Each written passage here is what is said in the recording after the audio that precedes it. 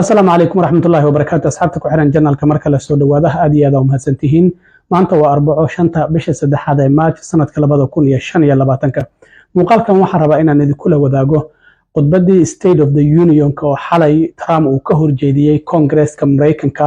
oo dhinacyo fara badan uu uga hadlay ayaan rabaa qodobadii ugu muhiimsanaa inaan ka soo qaato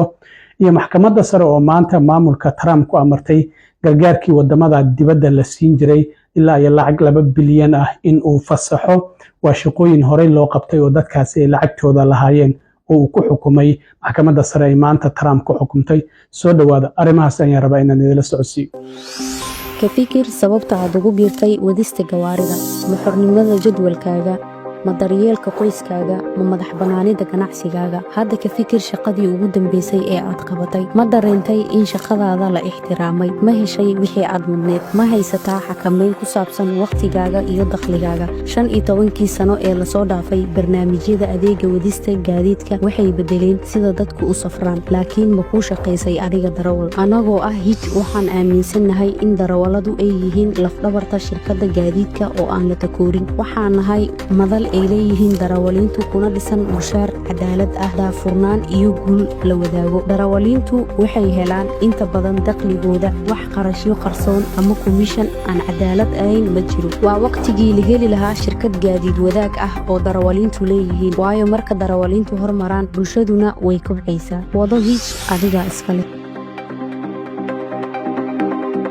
cumrada sanadkan Salama Group waxay idin haysaa adeegyo cusub waxaana kamid ah adeegyadaas hoteello u dhow labada xaram ee Makka iyo Madiina loogana lugeyn karo xilliyada salaada gaadiid aad ku soo booqan doonto goobaha muqaddaska ah ee lagu xusayo taariikhda islaamka baridda qaabka loo guto acmaasha cumrada cumreynta waalidka ama walaalka oo geeriyooday ama aan awoodin haddii aad tahay qof qaba baahi khaas ah xagga caafimaadka waxaan ka caawin doonaa gudashada acmaasha haddaba ku soo dhawow qiimo jaban oo ku raali gelin doona wixii faahfaahintaasi dheer fadlan waa WhatsApp number eber 9645492847 mahadsanidin khudbadda la yiraahdo State of the Union oo madaxweynuhu uu ka horjeediyo Congress-ka oo midaysan labada aqal ayaa xalay u jeediyay Trump khudbad aad u dheer ayay ahayd waxay qaadatay ku dhawaad 1 saac iyo 40 daqiiqo waxaan ognahay xisbiga ka soo horjeeda markasta madaxweynaha marka uu la hadlayo Congress-ka calaamado ay soo qaataan waa ku qayliyaan marka la sacbinayo ma sacbiyaan marka xalay xubnaha dimuqraadiga waxa ay muujinayeen sida ay uga xun yihiin qaabka Trump iyo dawladdiisa ay wax ku wado waxayna soo qaateen boorar kala duwan oo ay ku qornayd in Elon Musk wax buu xadayaa in hala badbaadiyo Medicaid in hala ilaaliyo veteranska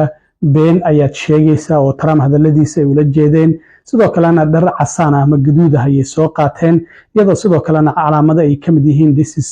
not normal iyo waxyaabo noocaas la mid ah qaar ka mid ah xubnaha waxa la arkay xitaa tayga ka soo dhigtay calanka Ukraine maadaama gargaarkii Ukraine la siin jiray uu Trump joojiyay marka khudbadda Trump waxa uu uga hadlay qodobo dhowr ah iyadoo dhinaca dimuqraadiyiintana waxa jirto qof u jawaabo oo isaguna khudbad kooban jeediya senatarka dhawaan laga soo doortay gobolka Michigan oo la yiraahdo Elise Slatnik ayaa iyaduna khudbad 10 daqiiqo oo dhinaca Trump tiis uga soo horjeeday dhinaca dimuqraadiyiinta oo jawaab celin jeedisay marka Trump waxa uu khudbadiisa uga hadlay dhinacyo dhowr ah oo arrimaha xadka masaafurinta canshuurta uu ku soo rogay Mexico iyo Canada iyo Shiinaha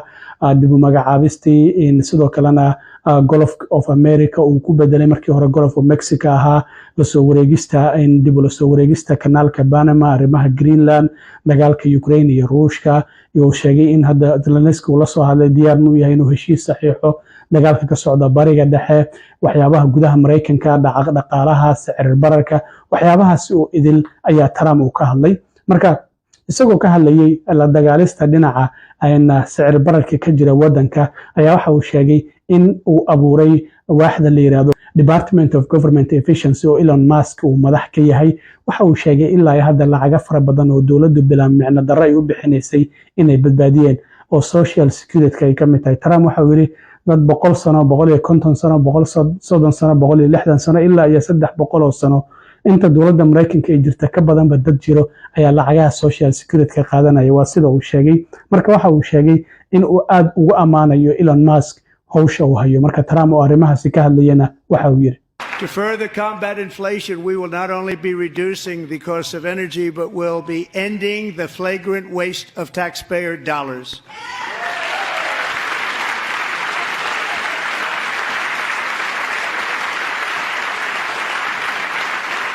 And to that end, I have created the brand new Department of Government Efficiency,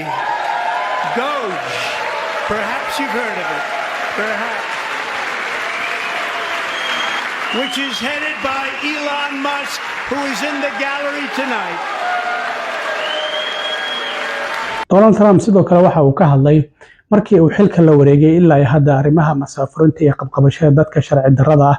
ee wadanka sida sharci darrada ah ku joogo ilaa 20,000 oo qof ayaa la xiray ayaa leeyahay ilaa Trump markii uu xilka la wareegay oo idugu bil iyo 15 maalmood 43,000 ayaa hadda xiran marka la barbar dhigo sidoo kalena xuduudda dadka isku dayeen xadka ka soo galaan marka la barbar dhigo 3 sano ee la soo dhaafay bisha February oo 100,000 ay ka badnaayeen hadda bishii February ee dhamaatay 8,326 qof ayaa isku dayday inay xuduudda soo galaan dib ayaana loo celiyay sida Trump uu ku soo qoray bartiisa sidoo kale True Social waxana uu sheegay in sidoo kalena dad ciidamo gaaraya 2,900 oo dheeri oo militariana inuu xadku u diray marka Trump waxa uu yiri xuduudda ammaan ayaan ka dhignay dadkii dambiilayaashana wadanka waan ka qabqabanay marka waxa uu yiri dimuqraadiyiinta iyo warbaahintu waxay dhihi jireen sharci ayaan u baahanahay si xuduudda loo sugo laakiin waxa uu yiri waxa kaliya loo baahnaa waxay tahay in madaxweyne cusub la doorto isagoo arrimahaasi ka hadlayna waxa uu yiri Since taking office, my administration has launched the most sweeping border and immigration crackdown in American history, and we quickly achieved the lowest numbers of illegal border crossers ever recorded. Thank you. The media and our friends in the Democrat Party kept saying we needed new legislation, we must have legislation to secure the border. But it turned out that all we really needed was a new president.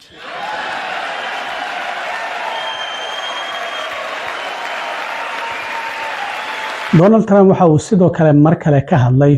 arrinta iskuulada oo caruurta lagu bedelay jinsigooda waxa uu sheegay in uu u aqoonsaday labada jinsi ee wadanka loo aqoonsan yahay inay yihiin rag iyo dumar oo wax ka dhaxeeya aysan jirin waxana uu sheegay in uu saxiixay wareegto ah in ciyaaraha dumarka aysan rag ciyaan karin waa dadka isbedelo oo transgenderka isagoo sheegay in iskuulkii lagu arko isagoo arrintaasi sameynaya in dowladda federaalku aysan wax lacag ah siin doonin Trump oo arrimahaasi ka hadlayna mar kale waxa uu yiri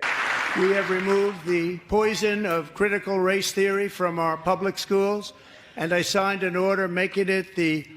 official policy of the United States government that there are only 2 genders, male and female. From now on, schools will kick the men off the girls' team, or they will lose all federal funding. markii ay khudbadu bilaabatay waxa jiray xildhibaan dimuqraadi ah oo laga saaray aqalka Congress-ka halka khudbadu uu ka jeedinayo Trump markii uu istaagay isla markaana uu ku qayliyay Trump xildhibaankaasi waxa la yiraahdaa Al Green waxa laga soo doortaa Texas waxana amray in laga saaro goobta Trump khudbada uu ka jeedinayo afayeenka aqalka wakiilada ee Congress-ka Mareykanka Mike Johnson sidoo kale waxa arkay Ilhan Omar oo iyadoo aamusan fadhisa kalfadhiga isla markaana aan hadlaynin xubnaha dimuqraadiyiintu waa ay ku qaylinayeen mararka qaar waa ku orinayeen iyagoo inta badan aan sacbinaynin oo fadhiyay oo aamusnaa mar inta Trump khudbada uu jeedinayay dhinaca kale maxkamadda sare ayaa maanta waxay ku amartay maamulka Trump inuu fasaxo lacag $2 bilyan oo gargaarkii Mareykanku uu siin jiray wadamada dibadda oo Trump joojiyay markii uu xilka la wareegay waxaana maxkamadda sare ay sheegtay in hay'adda USAID shaqooyin horey loo qabtay oo dadkaasi lacagtooda ay u baahnaayeen in la siiyo in maamulka Trump uu joojiyay markana waxa lagu amray in arintaasi oo lacagtaasi uu fasaxo maamulka Trump horey ayaa garsoore kale oo Amir Cali la yiraahdo 26 bishii February ay go'aankaas soo saartay Trump maxkamadda sare ayuu u gudbiyay marka maxkamadda sarena waa ay ka diiday Trump waxa la saftay 4 garsoore maxkamadda 9 garsoore ayaa fariisata waxaana garsooreyaashaasi ay kala yihiin Trump la saftay Samuel Alito Clarence Thomas Neil Gorsuch iyo Brett Kavanaugh halka sidoo kalena 5 kalena ay yiraahdeen waa in dawladdu ay fasaxdaa lacagtaasi gargaarka ajnabiga ah isla markaana lacagtaasi $2 bilyan gaaraysa dadkii loogu talagalay in la gaarsiiyo marka Trump waxa laga yaabaa hadana mar kale arintaasi raacfaan degdeg ah inay ka qaataan wayna arki doonaa sidoo kalena halka arintaasi ay ku dhamaato aad iyo aad u mahadsantiin asxaabta intaan mar kale kulmi doono oo saaxiibkeen cilmi waro idin la sida iyo nabadgelyo